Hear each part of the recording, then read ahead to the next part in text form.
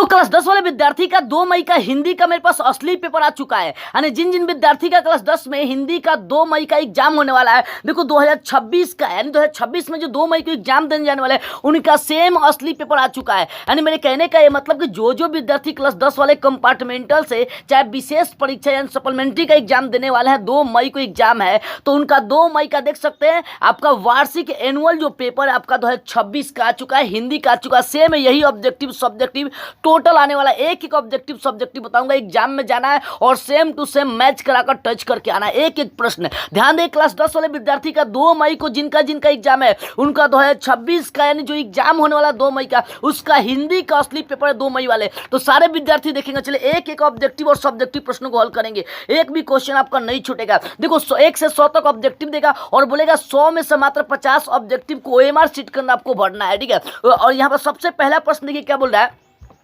कि निम्नलिखित में कौन सा शब्द पुल्लिंग है। तो कौन सा, देखो निम्नलिखित में कौन सा शब्द पुल्लिंग है, तो आईना जो है ना यहाँ पर आपका पुल्लिंग है। दोनों प्रश्न बोला निम्नलिखित में कौन सा शब्द आपको बताना है कि स्त्रीलिंग है, यानी स्त्रीलिंग, तो स्त्रीलिंग आपका चेष्टा जो है ना आपका स्त्रीलिंग वर्ड है, यानी बी हो जाएगा। इससे पहले बता दूं कि यदि आपको 100% लड़ने वाला जो एग्जाम में आप जाते हैं उसका क्वेश्चन पेपर लेना चाहते हैं तो स्क्रीन पर दिए गए आप नंबर से संपर्क कर सकते हैं, या फिर आपको किसी विषय में नंबर बढ़वाना है तो इसी विषय में आप चाहेंगे तो आप इस नंबर से संपर्क करके आप किसी विषय में आप नंबर बढ़वा सकते हैं। मान लो हिंदी में फेल होने का डर है, मैथ्स में फेल होने का डर है, तो स्क्रीन पर दिए गए नंबर से आप संपर्क करके वहां पर नंबर बढ़वा सकते हैं। और दूसरी बात है आपको इससे व्हाट्सएप से ही बात हो सकता है, नॉर्मल कॉल से आपको बात नहीं हो पाएगा, इसलिए आप संपर्क करें एक बार ध्यान से और 100% आपका काम होगा। और यहाँ पर देखिए क्वेश्चन आपका ऑब्जेक्टिव 100% आपका आने वाला है। 3 नंबर प्रश्न ये क्या बोल रहा है, बोले कि अंकित मेला घूमने गया था, यह वाक्य किस काल का उदाहरण। बोले कि अंकित मेला घूमने गया था, यह जो वाक्य है किस काल का उदाहरण है आपको ये बताना है। तो ये जो वाक्य आपका भूतकाल का उदाहरण है क्योंकि बीत गया घूमने गया था। आगे 4 नंबर बोला कि घोड़ा बहुत तेज दौड़ता है, इस वाक्य में बताना है कि प्रविशेषण कौन है। तो प्रविशेषण यहाँ पर बहुत हो जाएगा, आपको ऑप्शन हो जाएगा बी नंबर। अगला प्रश्न 5 देखिए क्या कह रहा है। 5 बोला कि सोहन तैयार होकर विद्यालय गया, यह वाक्य क्रिया के कौन सा उदाहरण से आपको लिया गया है। तो इसका आंसर आपका हो जाएगा ए नंबर, पूर्वकालिक क्रिया से लिया गया है। अगला प्रश्न देखिए 6 नंबर, ध्यान दीजिए।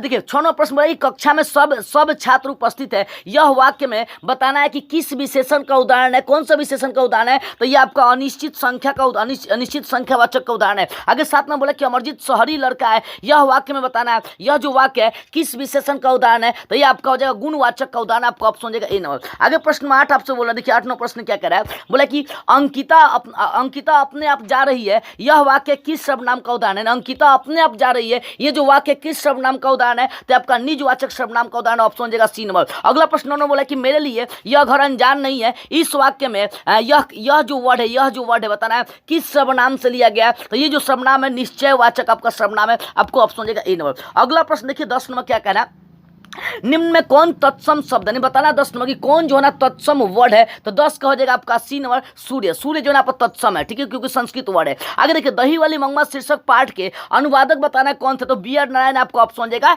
ए नंबर। अगला प्रश्न देखिए 12 नंबर आपका प्रश्न क्या क्या देखो, माँ शीर्षक पाठ में माँ जी मंगू की मौत को किस रूप में छुटकारा मानती थी। माँ शीर्षक पाठ में जो माँ जी थी मंगू की मौत को किस रूप में छुटकारा मानती थी, तो प्राकृतिक रूप से मानती थी, आपको ऑप्शन हो जाएगा ए नंबर। आगे प्रश्न बोला कि नगर शीर्षक पाठ में वली अम्बाल अपनी लड़की पाप पत्नी के साथ मदुरै के अस्पताल में किस विभाग के बाहर बैठकर वो इंतजार करने का कार्य कर रही थी, तो वो बहिरंग रोगी विभाग का इंतजार कर रही थी, आपको ऑप्शन हो जाएगा बी नंबर। अगला प्रश्न देखिए 14 क्या बोल रहा है, 14 नंबर प्रश्न बोला कि द नोटबुक ऑफ माल्टे लॉरिड्स ब्रिज उपन्यास के लेखक कौन है। एक एक प्रश्न को देखकर दिमाग में बैठे, एग्जाम में सेम आएगा, सेम मार देना है। तो इसका लेखक आपको हो जाएगा रेनर मारिया रील के हो जाएंगे। 15 नंबर बोला कि वन्यता सेल नामक कृति को 1952 में श्रेष्ठ काव्य ग्रंथ का पुरस्कार किसके द्वारा प्रदान किया गया था। तो इसका हो जाएगा आपका ऑप्शन हो जाएगा इसका, जो यहाँ पर 4 को ऑप्शन दिया, इसका हो जाएगा निखिल बंग रविन्द्र साहित्य सम्मेलन के द्वारा दिया गया, तो ऑप्शन हो जाएगा सी नंबर। अगला प्रश्न देखिए 16 नंबर बोल रहा है आपको कि कविताओं की चर्चित श्रृंखला कवि ने कहा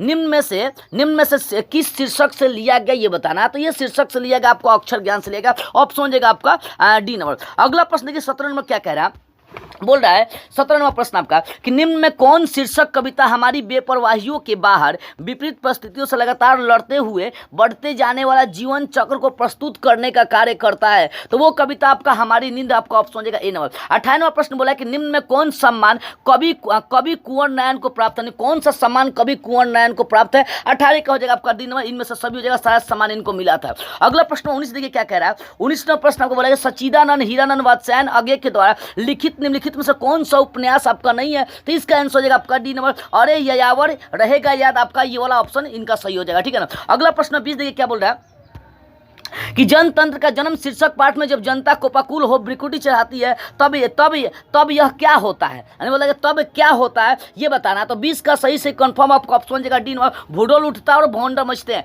आपको ऑप्शन देगा डी नंबर। अगला प्रश्न देखिए किस ने बोल रहा है कि परंपरा का मूल्यांकन शीर्षक पाठ के अनुसार साहित्य के निर्माण में किसकी भूमिका सबसे ज्यादा निर्णायक होती है? तो भूमिका हो जाए प्रतिभाशाली मनुष्य की भूमिका निर्णायक होती है। अगला प्रश्न देखिए 22 नंबर क्या बोला है। 22वां प्रश्न बोला है कि लेखक अमरकांत का जन्म कहाँ हुआ था? तो बलिया के उत्तर प्रदेश में, आपको ऑप्शन हो जाएगा ए नंबर। आगे बोला है कि नागरी लिपि शीर्षक पाठ कहां से लिया गया है? तो नागरी लिपि शीर्षक पाठ जो है ना आपका लिया गया है, ऑप्शन इसका डी हो जाएगा। देखो ये वाला ऑप्शन डी, भारतीय लिपियों की कहानी से लिया गया, ये वाला ऑप्शन आपका हो जाएगा डी नंबर।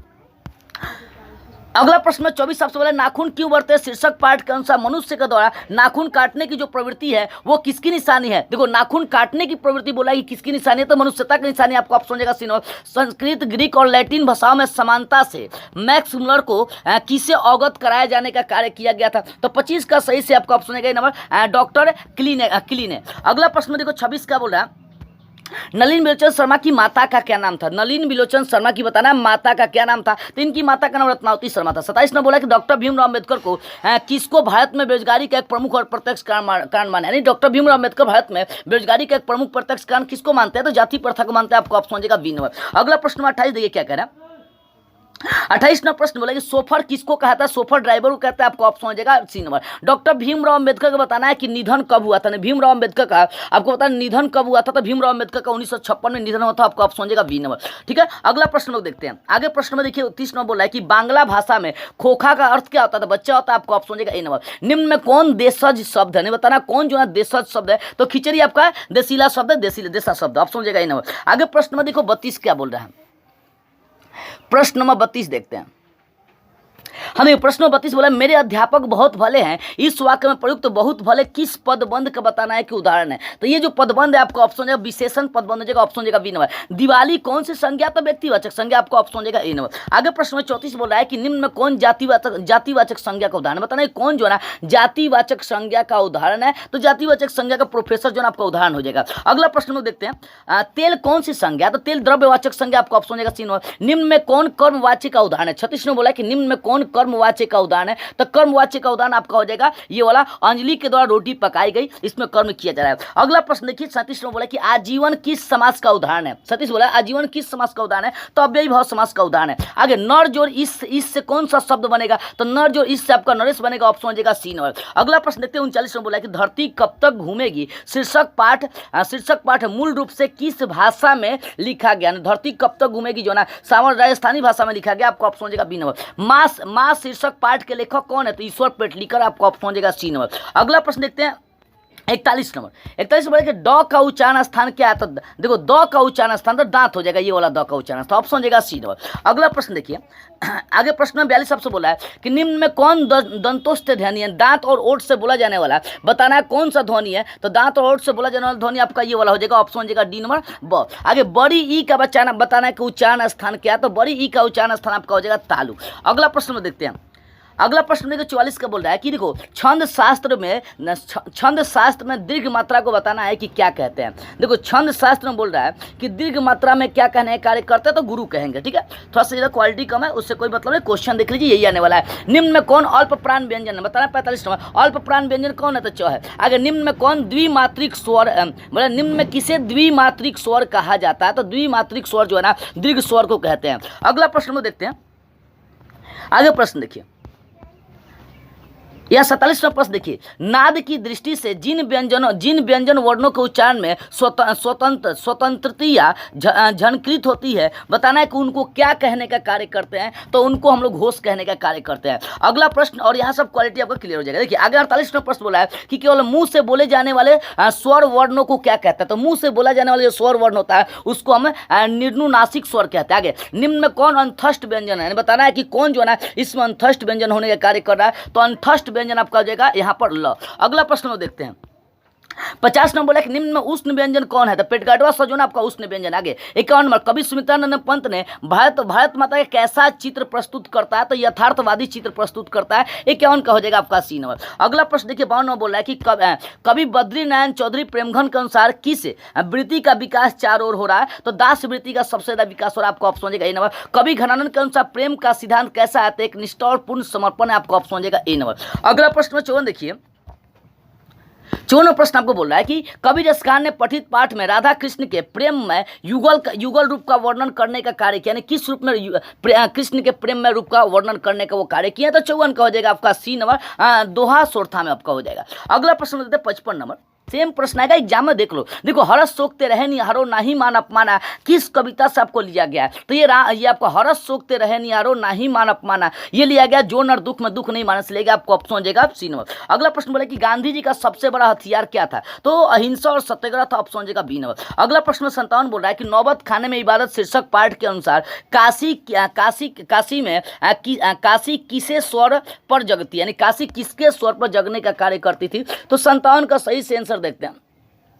देखो 57 का आपका ऑप्शन हो जाएगा बी नंबर, संगीत के स्वर पर। अगला प्रश्न देखते हैं 58 नंबर। 58 बोल रहा है 58वां प्रश्न कि वह आदमी नरम गरम कोट पहनकर चला गया एक विचार की तरफ, बताना ये कविता संग्रह किनकी रचना है, यानी जो कविता संग्रह है वो किनकी रचना है, तो ये कविता जो संग्रह रचना है ये विनोद कुमार शुक्ल की रचना, आपका ऑप्शन हो जाएगा ए नंबर। अगला प्रश्न में देखते हैं 59वां प्रश्न आपसे बोला है कि अभिनव में एकांत रचनात्मक प्रवास का अवसर किनको प्राप्त हुआ था, तो अभिनव में अशोक वाजपेयी को प्राप्त हुआ था, ऑप्शन हो जाएगा आपका ए नंबर। अगला प्रश्न में 60 बोला कि बिरजू महाराज का जन्म कहाँ हुआ था, बताना 60 नंबर, तो बिरजू महाराज का जन्म कहाँ हुआ था, तो लखनऊ के जफरीन अस्पताल में हुआ था, आपको ऑप्शन हो जाएगा सी नंबर। निम्न में कौन यौन संधि का उदाहरण है, 61 में बोला कि कौन जो है यौन संधि का उदाहरण है, तो यद्यपि जो है यौन संधि का उदाहरण है। आगे प्रश्न में 62 देखिए बोल रहा है कि निम्न में कौन व्यंजन संधि का उदाहरण है, 62 बोला व्यंजन संधि का उदाहरण कौन, तो अहंकार व्यंजन संधि का उदाहरण है। निम्न में कौन विसर्ग संधि का उदाहरण है, तो विसर्ग संधि का निश्चल आपका उदाहरण है, ठीक है। अगला प्रश्न के 64 आपसे बोल रहा है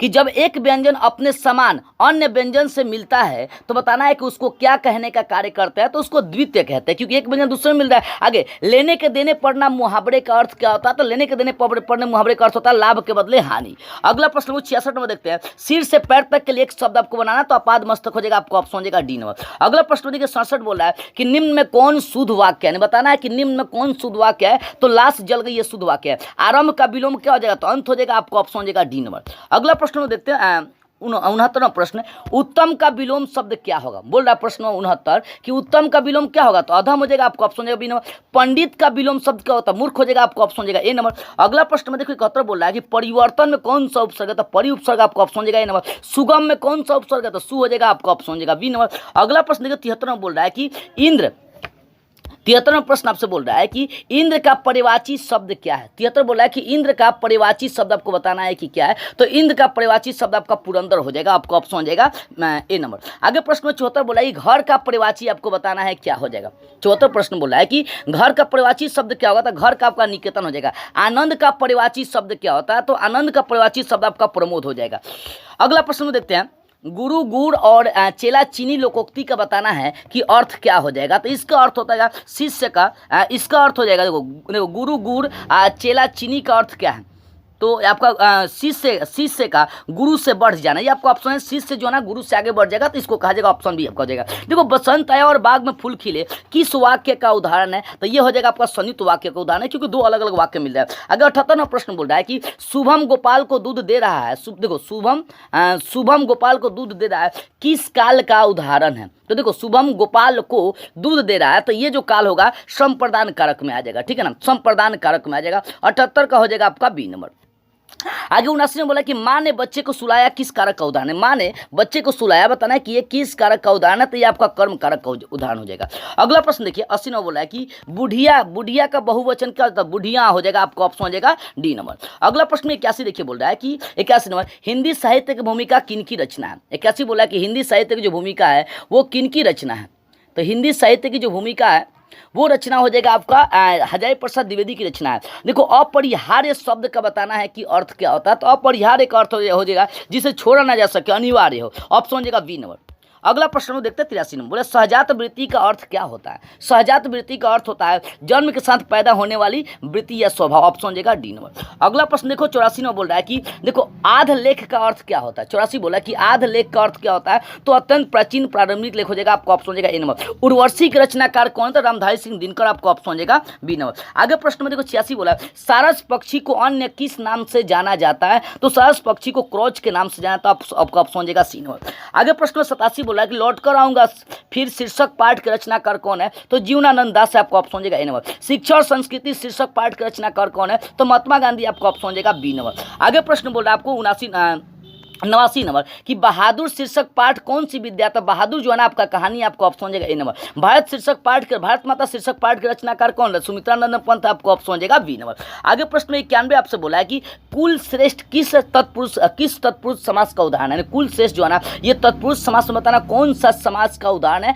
तो 91 का हो जाएगा बी नंबर, अधिकरण का उदाहरण है। चंद्रशेखर किस समास का उदाहरण है, 92 बोला चंद्रशेखर किस समास का उदाहरण है, तो बहुब्रीहि समास का उदाहरण, आपका ऑप्शन हो जाएगा ए नंबर। आगे प्रश्न 93 बोला कि गाय बैल किस समास का उदाहरण, तो गाय बैल जो है द्वंद्व समास का उदाहरण, आपका ऑप्शन हो जाएगा सी नंबर। आगे प्रश्न 94 बोला कि बाजार विशेष्य का विशेषण क्या है, बाजार विशेष्य के बताना है कि विशेषण क्या होगा, तो बाजारू हो जाएगा, बाजार का आपका ऑप्शन हो जाएगा डी नंबर। नगर विशेष्य का विशेषण क्या है, नगर का बताना है विशेषण क्या होगा, तो नगर का हो जाएगा नागरिक हो जाएगा, आपका ऑप्शन हो जाएगा डी नंबर। आगे प्रश्न 96 बोल रहा है कि पर्वत का विशेषण क्या होता है, पर्वतीय हो जाएगा, आपका ऑप्शन हो जाएगा बी नंबर। शिक्षा में कौन सा प्रत्यय है, बोल रहा है 97 की शिक्षा में कौन सा प्रत्यय था, आ हो जाएगा, आपका ऑप्शन हो जाएगा सी नंबर। आगे प्रश्न में आपको 98 बोला कि डाकू में कौन सा प्रत्यय है, तो डाकू में आपका हो जाएगा डाकू में आपका प्रत्यय हो जाएगा ए ऊ हो जाएगा, बड़ी ऊ हो जाएगा।